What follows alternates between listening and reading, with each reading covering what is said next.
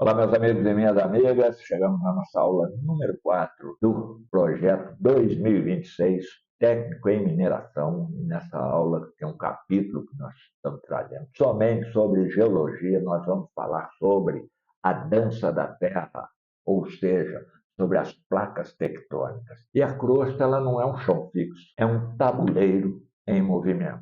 O chão que nunca foi estável. Existe uma ideia confortável e completamente falsa de que a Terra é sólida, rígida e imutável. Essa ideia só existe porque nós vivemos pouco. Se o ser humano tivesse a longevidade de uma montanha, ele veria continentes se afastando, oceanos se abrindo e cordilheiras nascendo. Placas tectônicas são a prova de que a Terra nunca foi um bloco imóvel.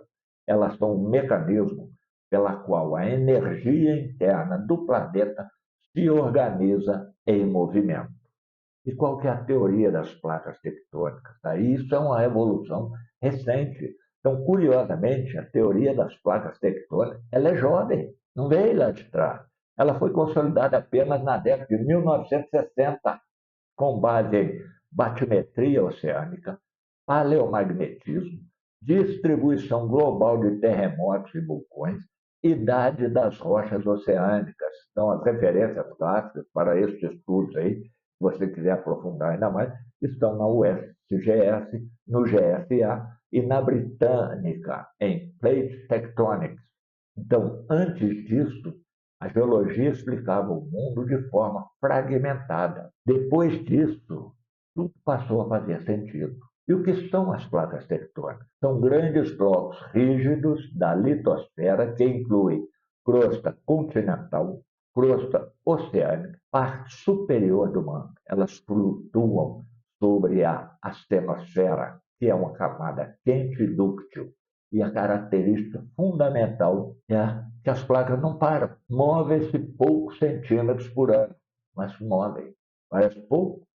Em milhões de anos, isso reorganiza continentes inteiros. Nós estamos falando de tempo geológico. Nós já vimos em aulas anteriores falar sobre o tempo profundo. Então, nós não podemos fazer, quando estudamos a geologia, nós não podemos comparar com o tempo que nós conhecemos. Estamos falando em tempo geológico. Então, o motor do movimento, ou seja, a convecção do manto, segundo o SGS, o movimento das placas é impulsionado por calor interno da Terra, correntes de convecção no manto, forças gravitacionais. A Terra funciona como um motor térmico. E o drama geológico aí, o planeta inteiro se move porque ele ainda está quente por dentro. Quando o calor acabar, daqui a bilhões de anos, a tectônica cessará e a Terra será um planeta morto como Marte. E quais são os limites entre as placas? Onde é que tudo isso acontece? Os limites convergentes, ou seja, quando a Terra colide, e aqui as placas se aproximam, e nós temos os tipos de oceânica continental, oceânica oceânica, continental continental, e as consequências: subducção, vulcanismo explosivo, cadeias montanhosas e terremotos profundos. Um exemplo disso aí nós temos os Andes, as cordilheiras do Pacífico, o Himalaia e a importância disso para a mineração. Cinturões metalogenéticos, cobre, ouro, molibdênio, mineralizações associadas a arcos magmáticos. Tem um limite?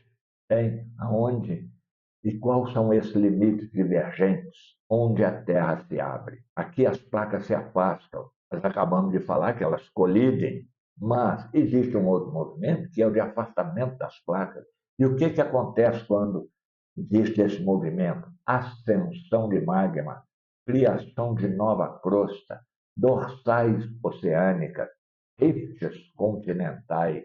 E um exemplo disso é a dorsal mesoatlântica ou o rift africano.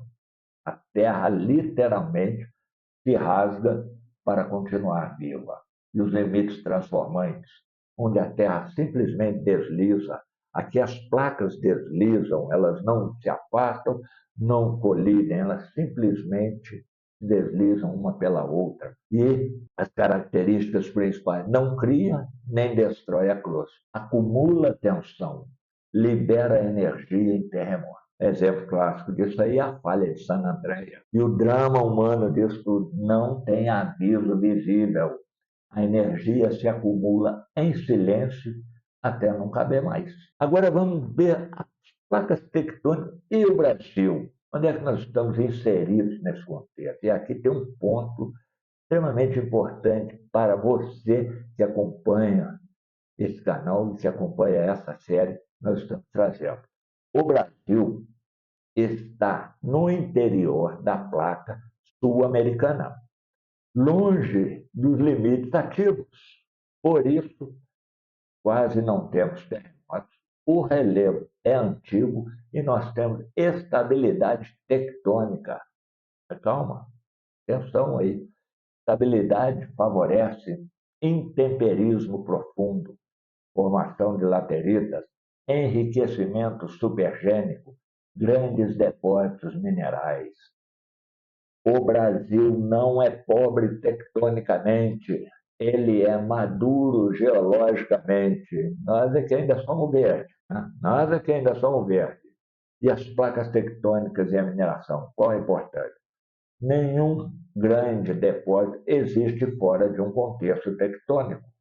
As placas controlam onde o magma sobe, onde fluidos circulam, onde estruturas se formam e onde o minério se concentra. E vai uma regrinha de ouro aqui para você.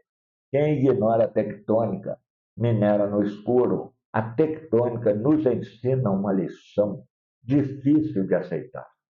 A estabilidade é temporária. O chão que hoje parece firme já foi oceano. A montanha que hoje domina a paisagem já esteve submersa. O continente que habitamos já esteve unido a outros.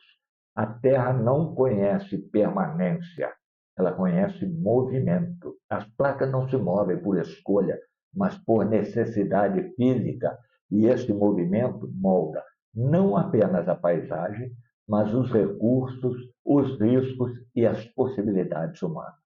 O técnico que compreende a dança das placas deixa de ver o planeta como um cenário, ele passa a enxergá-lo como um processo. E ao entender isso, aprende uma lição que vai além da geologia. Quem insiste em rigidez em um mundo em movimento, quebra. Quem entende o movimento, se adapta. E na próxima aula, nós vamos aprofundar a relação entre tectônica, relevo e recursos minerais, onde vamos fechar o ciclo entre força interna, forma externa e valor econômico. Então, se você gostou, deixe seu gostei ou não gostei, curta, comente e compartilhe. Se quiser deixar um cafezinho para o professor, será bem recebido. Até nosso próximo encontro.